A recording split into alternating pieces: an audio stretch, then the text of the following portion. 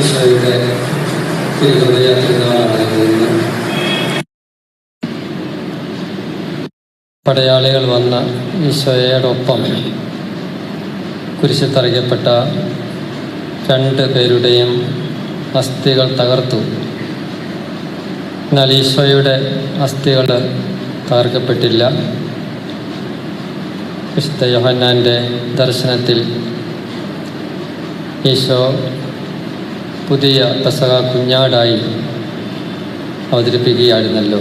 അപ്രകാരം തിരുവെഴുത്ത് പ്രകാരം പെസഹ കുഞ്ഞാടിൻ്റെ അസ്ഥികൾ തകർക്കപ്പെടാൻ പാടില്ല. യഹൂദ നിയമം അങ്ങനെയാണ്.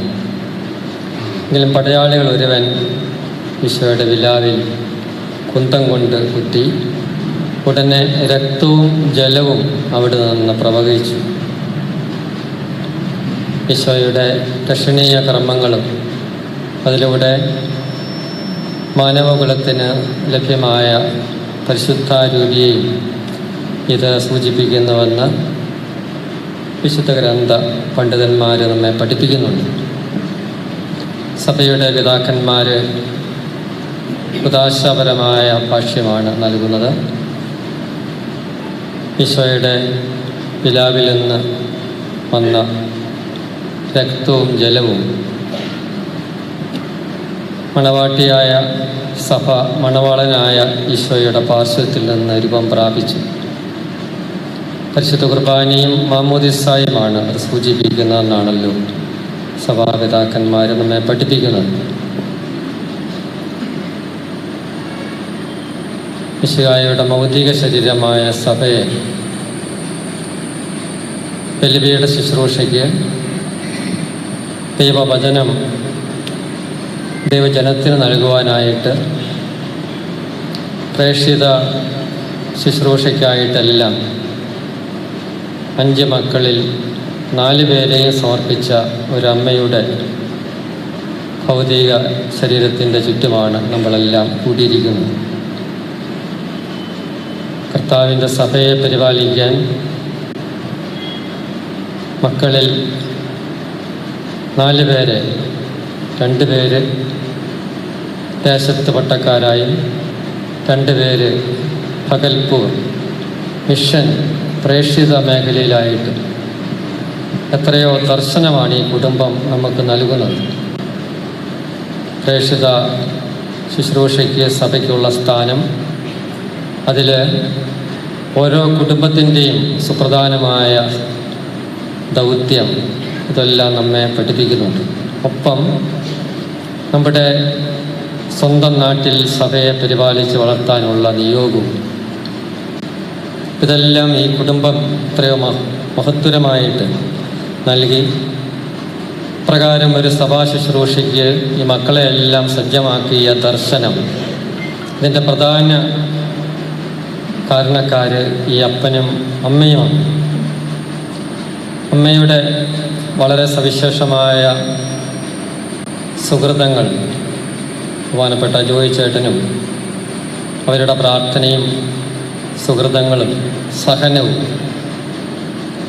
വലിയൊരു സഹനത്തിലൂടെ കടന്നുപോയ ഒരു കുടുംബമാണ് ഈ മാതാപിതാക്കന്മാർ. മൂത്ത കുട്ടി 6 വയസ്സുള്ളപ്പോൾ സ്കൂളിൽ നിന്ന് തിരികെ വരുമ്പോൾ സ്കൂൾ ബസ്സിൽ നിന്ന് ഇറങ്ങി അമ്മയുടെ അടുത്ത് കാത്തുനിന്ന് അമ്മയുടെ അടുക്കിലേക്ക് ഓടി വരുന്ന അവസരത്തിലാണ് ഒരു വാഹനം വന്നിടിച്ച് ആ കുഞ്ഞ് മരിക്കുന്നത്. അമ്മയുടെ കൺമുമ്പിലുണ്ടായ ദാരുണമായ സംഭവം ആ കുടുംബത്തെ ഏറെ ദുഃഖത്തിലാഴ്ത്തുകയും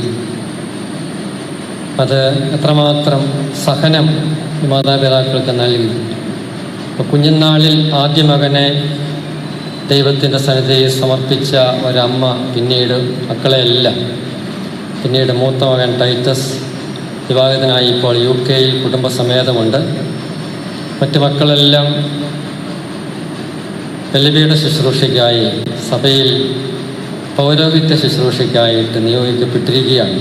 ബഹുമാനപ്പെട്ട മാർട്ടിനച്ഛനും നിർമ്മലച്ഛനും, മാർട്ടിനച്ഛൻ വാര്യാനിക്കാട് ഇടവകയിൽ ശുശ്രൂഷ ചെയ്യുന്നു. നിർമ്മലച്ഛൻ ഇപ്പോൾ MTH പടവാതൂരിൽ പഠിക്കുകയാണ്. അൽഫോൻസ് അച്ഛൻ പകൽപൂർ രൂപതയിൽ, ഡീക്കൻ വിമൽ ഈ വർഷം പൗരോഹിത്യത്തിലേക്ക്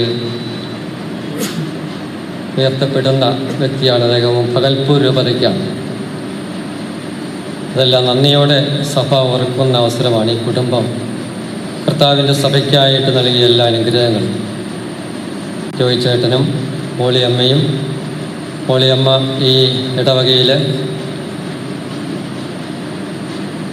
മാതൃജ്യോതി, ഫ്രാൻസിസ്കൻ മൂന്നാം സഭ, അതുപോലെ എല്ലാ ആത്മീയ കാര്യങ്ങളിലും സജീവമായിട്ട് കൂടുതൽ വർത്തിക്കുന്ന വ്യക്തിയാണ്.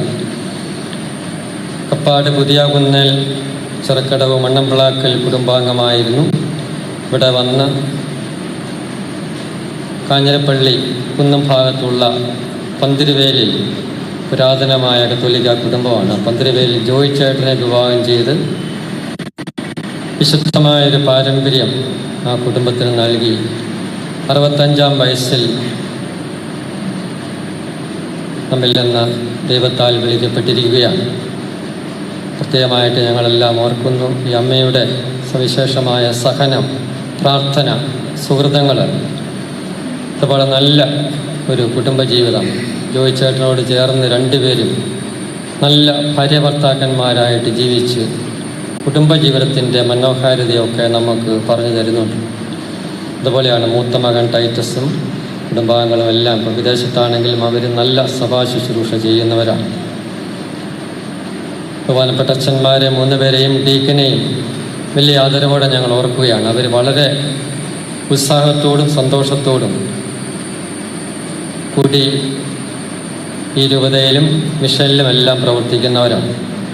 നല്ല ഉത്സാഹമുള്ളവരാണ്, അധ്വാനിക്കുന്നവരാണ്. മാതാപിതാക്കന്മാരെ പോലെ തന്നെ അവർ പഠിപ്പിച്ച പാഠങ്ങൾ കൃത്യമായിട്ട് അനുവർത്തിക്കുന്നതിൽ ഇവരെല്ലാം ഉത്സാഹത്തോടെ വർത്തിക്കുന്നു.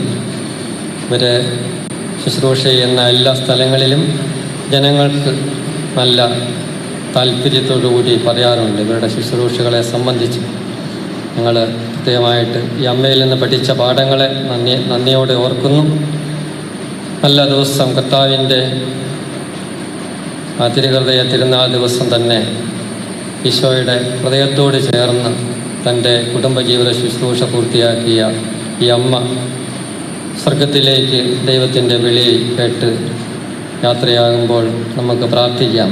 നല്ല ഒരു കുടുംബത്തെ ദൈവം നമുക്ക് നൽകി നല്ലൊരു കുടുംബ ശുശ്രൂഷ പൂർത്തിയാക്കി ദൈവം ഏൽപ്പിച്ച ദൗത്യം ദൈവത്തിൻ്റെ തിരുമനസ്സനുസരിച്ച് നിറവേറ്റി അങ്ങനെ സന്തോഷത്തോടും ചാരിതാർത്ഥ്യത്തോടും കൂടെ തൻ്റെ ജീവിതം പൂർത്തിയാക്കി മടങ്ങുന്ന ഈ അമ്മയ്ക്ക് ഭക്തിപൂർവ്വം നമുക്ക് ദൈവസന്നിധിയെ സമർപ്പിച്ച് പ്രാർത്ഥിക്കാം. പ്രിയപ്പെട്ട മാർട്ടിനച്ഛനോട്, അൽഫോൻസ് അച്ഛനോട്, നിർമ്മലച്ഛനോട്, ടീക്കൻ വിമലിനോട്, മൂത്ത മകൻ ടൈറ്റസ് കുടുംബാംഗങ്ങളോടും ഏറ്റവും വിശേഷ്യ പ്രിയപ്പെട്ട ജോയി ചേട്ടനോടും ഞങ്ങളുടെ എല്ലാം പ്രാർത്ഥന പ്രത്യേകമായിട്ട് അറിയിക്കുന്നു. ദൈവം ഈ കുടുംബത്തെ തുടർന്നും അനുഗ്രഹിക്കട്ടെ. ഈ അമ്മ സ്വർഗത്തിലിരുന്ന് നമുക്കായി പ്രാർത്ഥിക്കട്ടെ.